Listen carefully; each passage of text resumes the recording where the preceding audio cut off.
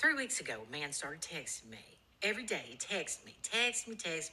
Good morning, beautiful. Good night, beautiful. And I have said several times in these text messages, we're right here local. We should get together sometime. And he'll make no effort. He says, oh, we should. And then just continues on every day with his texting like I'm his free therapist. Please do not think that just because a man is texting you a lot that he actually wants to date you or even sleep with you. Yes, that's a dog foot right there. They don't even want to, oh, sorry. Dog microphone foot is not working. They don't even want to sleep with y'all. They don't want to sleep with you. That was one of the biggest shocks. Like, I understood that a lot of men are on dating apps, A, to scam you. I can't tell you how many men tried to get money out of me. B, just to like cheat on their wives. I can't tell you how many men I found out just from my, FBI type abilities to find out anything about anyone, because that's what women have to do if they're online. Because men lie so much, but also so many men, and I would even argue that this is why more men are on the apps than anything. They don't even want to have schmegs. They are so lonely. They are just looking to talk to somebody, because I'm not saying that they're not using women for schmegs. They absolutely are. Even I think sometimes they're having schmegs so that they can trauma dump. I've told y'all before from this story I wrote in the Daily Beast, like where I was on Saint-Tropez, having like the best time of my life, hooking up with all these beautiful dudes, like a model, me, what? And one of the dudes that I hooked up with, Google this title if you want to read it. It's one of the favorite things I've written. Told me after we had just had like wild schmegs on the beach about his mom, trigger warning, having attempted schmuicide. And then I ended up having to talk, because he was like, I was like, you need to talk to somebody about that. And he's like, I can't really talk to my guy friends about it. And my girlfriend and I broke up a few months ago. And I'm just like, see, now this is why you're on the dating app. This right here. Like, I want to just be like, God, y'all will do anything but avoid therapy. And I want to point out this. I saw this on Facebook yesterday, and it hit so hard. I think the reason people think their partners can be their therapist is because they think therapy is just talking about their feelings. Therapy is a treatment plan.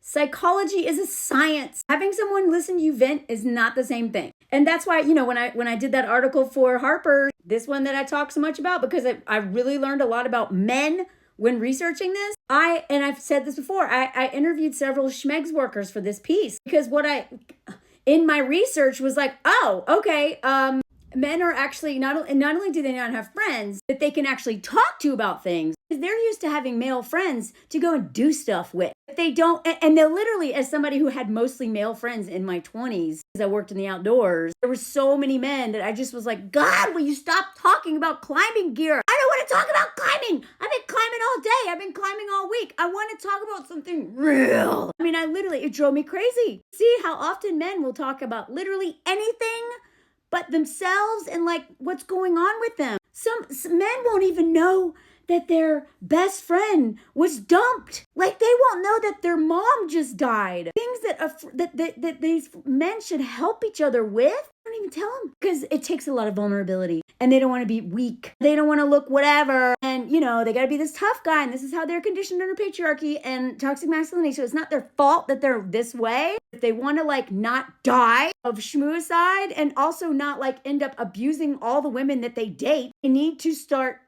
pushing back against their social conditioning the way women have been doing. Because I was told I couldn't do a lot of things, especially not have schmecks with like 8 people in 9 days, like in that article I just referenced, that I shouldn't be doing manly jobs. Literally everything, traveling alone, everything I do, I was told that I shouldn't be able to do because I'm a woman. And guess what? I said, fork that. I'm not going to let what y'all tell me that I have to do dictate what I do. I mean, obviously I did on some level, because I became a cool girl and all kinds of stuff. And I'm still unpacking patriarchy, and I probably will to the day I die. Men using that as an excuse to not work on themselves. Men aren't allowed to have feelings. Men aren't allowed to blah. And they weaponize that.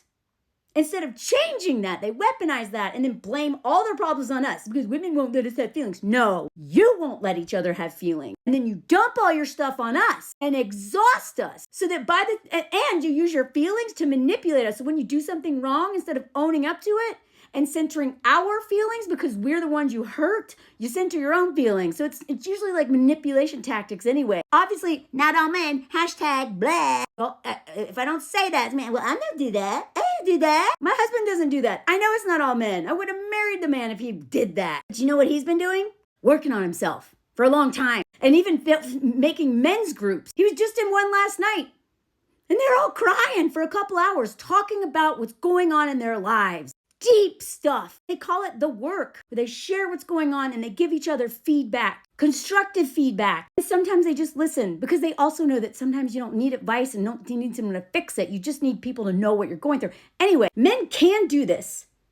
And they're very good at it when they actually care. And a lot of men won't go to therapy because they also think that that's what a woman does. And it's more importantly, it's because they think they know more than their therapist. And that honestly is, I mean, my husband says this all the time. Admitting that you're wrong was like the first thing that started everything. Admitting that maybe you're wrong about a lot of stuff. That maybe you don't know everything. Your pride has told you that. It's actually your insecurity because you know you don't know everything. That part of you knows. But these cocky men are like, nah, I don't need therapy. I don't need anything. I'm just going to hire a schmegs worker and make her listen to me. Or hook up with a woman on Tinder.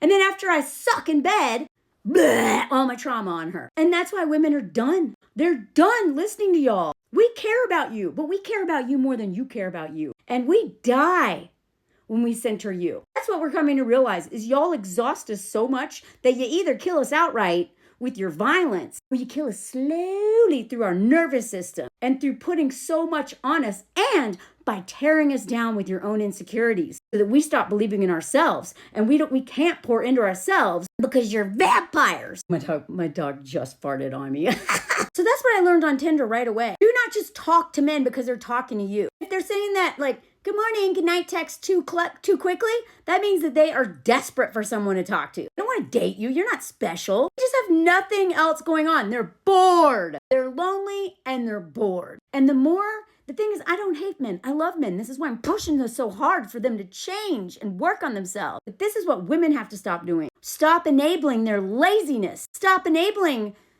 their escapism, because their escapism is in the bottle or in rounds or in us, right? Why would they go to therapy if they've got some hot chick who will listen to them blah for hours?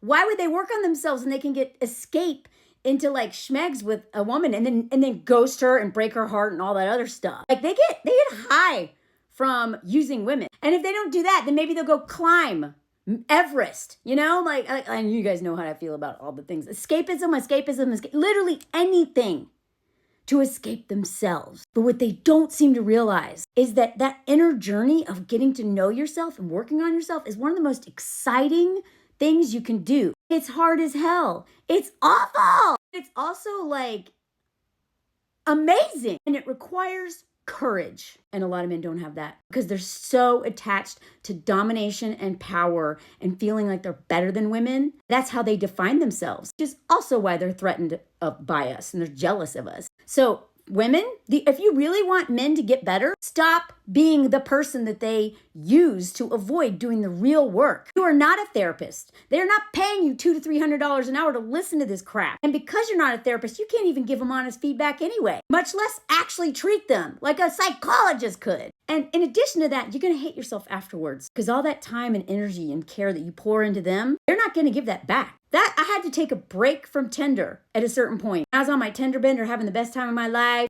And I talk about that in this Daily Beast article that I just wrote a couple months ago. A Tinder bender that helped me find myself. But I had to even take a break from that because my friends were worried. They're like, Melanie, you don't know how to not just like give. You know, they're like, they thought it was so cool because I'm like a bro, but they're like borking me. I'd listen to their problems. It's like their life coach. Luckily, at least I made all of them like eat me out, you know, getting something out of this. But I didn't know how. I couldn't cut them off. Just be like, shut up. I don't want to hear about your mom. So I had to stop because like a vampire or a parasite, those who don't want to do the work are looking for a host. And they will suck the life out of you, even if you just matched on Tinder. Suck the time out of you, the care out of you. It doesn't help them at all. It actually holds them back from doing the real work. So if you care about men, stop enabling them. That's how we all grow and hopefully get out of this hellhole.